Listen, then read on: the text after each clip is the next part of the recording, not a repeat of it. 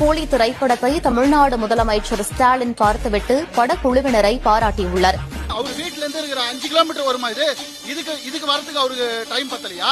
கூலி படத்துக்கு போறதுக்கு மட்டும் அவருக்கு டைம் இருக்கா? இப்போ கூலி திரைப்படம் மிகச் சிறப்பாக வந்திருக்கிறது என்றும் உதயநிதி ஸ்டாலின் தெரிவித்திருக்கிறார்.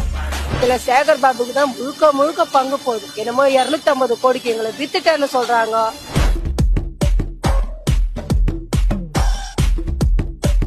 ஒரே கேள்விதான், 10 மண்டலம் தனியாருக்கு போன போது ஏன் இன்னைக்கு இருக்கக்கூடிய முதல்வர் எதிர்த்தாரு? ஐயோ இந்த ஜனங்க வயிற்றுல அடிக்காதீங்க, வேலையை விட்டு வெளியே அடிப்பாதீங்க சொன்னாரு.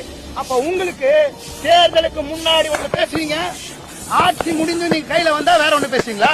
அடடா, நிம்மதியா கூலி படம் பார்க்க விடாம இந்த கூலி தொழிலாளிங்க வேற தொல்லை பண்ணிட்டே இருக்காங்க. போலீஸ் இவங்களை அடிச்சு விரட்டுங்க.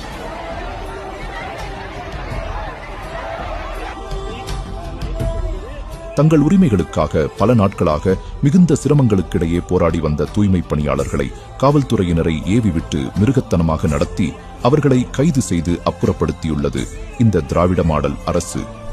கூலி தொழிலாளிகளின் வயிற்றில் அடித்துவிட்டு கூலி திரைப்படம் கண்டுகளித்த உங்களின் இந்த செயலை தமிழகம் ஒருபோதும் மறக்காது முதல்வரே.